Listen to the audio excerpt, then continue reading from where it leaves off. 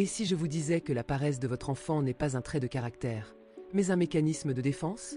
Pire encore, et si c'était votre propre bienveillance qui, sans le vouloir, éteignait son moteur interne? Aujourd'hui, on ne va pas parler de punition ou d'écran. On va explorer 3 erreurs psychologiques subtiles que 90% des parents commettent en pensant bien faire. À la fin de cette vidéo, vous saurez comment transformer un enfant passif en un enfant proactif, sans jamais avoir à hausser le ton. Restez bien jusqu'à la fin, car une fois que vous aurez compris ces mécanismes, je vous donnerai un plan d'action concret pour rallumer l'étincelle de l'autonomie. Transformons ensemble la passivité en proactivité. L'erreur numéro 1 est sans doute la plus difficile à admettre, car elle part d'une intention pure, l'amour. C'est ce que j'appelle le piège de l'assistance perpétuelle.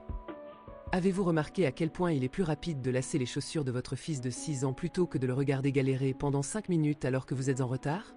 Il est plus simple de ranger sa chambre en 10 minutes plutôt que de négocier pendant 1 heure. Le problème, c'est qu'en faisant cela, vous envoyez un message subliminal au cerveau de votre enfant. Tu n'es pas capable de le faire, et de toute façon, l'effort n'est pas nécessaire car le résultat arrive par magie. En psychologie, on appelle cela l'impuissance acquise. Si un enfant n'est jamais confronté à la friction, à la difficulté, son cerveau cesse de sécréter de la dopamine liée à l'accomplissement. La dopamine, c'est le carburant de l'action. Si le résultat, les chaussures lacées, le sac prêt, la chambre rangée, arrive sans effort, le circuit de la récompense s'éteint. L'enfant ne devient pas fainéant par choix, il devient fainéant par atrophie. Son muscle de la volonté ne s'exerce jamais. Regardez cette image, une mère qui fait tout à la place de son enfant. Elle pense l'aider, elle pense le protéger du stress. En réalité, elle est en train de construire une prison invisible autour de lui. Une prison où il n'a aucun pouvoir. La solution? Adopter la règle d'or. Ne jamais faire pour un enfant ce qu'il est capable de faire seul. Même si c'est mal fait au début. Même si ça prend du temps. Laisser un enfant galérer sainement, c'est lui offrir le plus beau des cadeaux. La preuve qu'il peut transformer son monde par son propre effort. Passons à la deuxième erreur. Celle-ci est très subtile. Elle concerne la différence entre un enfant qui obéit et un enfant qui prend des initiatives. Beaucoup de parents se plaignent. Mon enfant est paresseux, il ne fait rien si je ne lui dis pas. Mais posez-vous la question, a-t-il déjà eu l'occasion de décider par lui-même? Si votre journée ressemble à une suite de commandes, lève-toi, mange tes céréales, mets ton manteau, fais tes devoirs, vous transformez votre enfant en un simple exécutant. Vous êtes le PDG, il est le stagiaire qui attend les instructions. Le problème, c'est que si le PDG ne donne pas d'ordre, le stagiaire reste assis sur le canapé. C'est ce que nous interprétons comme de la paresse. Mais en réalité, c'est une démission de la responsabilité. Son muscle de la décision est totalement atrophié. L'obéissance aveugle tue l'autonomie. Un enfant qui obéit trop devient un adulte qui attend qu'on lui dise quoi faire. La solution? Passer du mode commandant au mode consultant. Au lieu de donner un ordre, posez une question qui force le cerveau à se mettre en mouvement. Ne dites pas « range tes jouets ». Dites « d'après toi, que faut-il faire pour qu'on puisse circuler dans le salon sans marcher sur un Lego ?» En déplaçant la responsabilité de l'action de votre bouche à son cerveau, vous réactivez ses fonctions exécutives.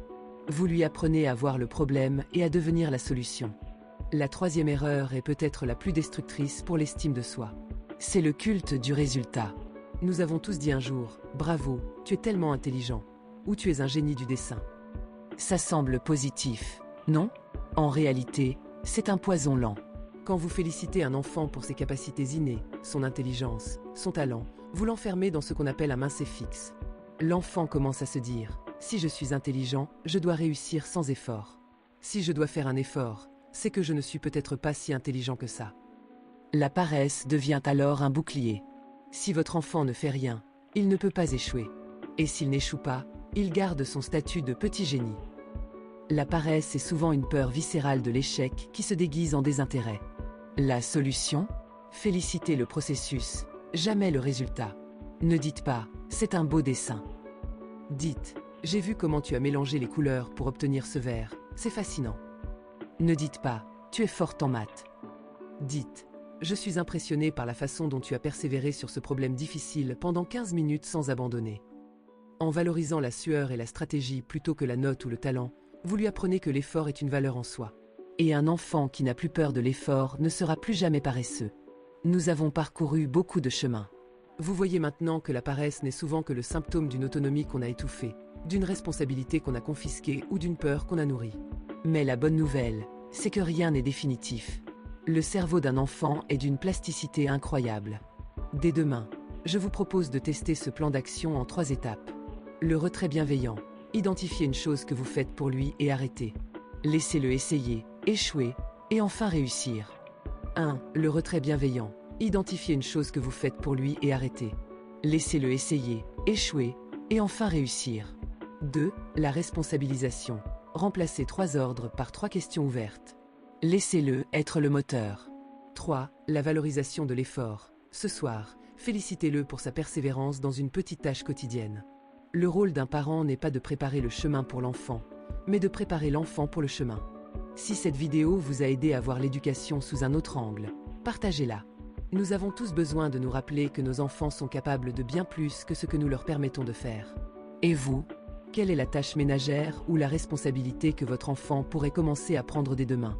Partagez-le en commentaire. Je lirai chacun d'entre vous pour vous encourager. Merci d'avoir regardé, et n'oubliez pas, chaque petit pas vers l'autonomie est une victoire pour son avenir.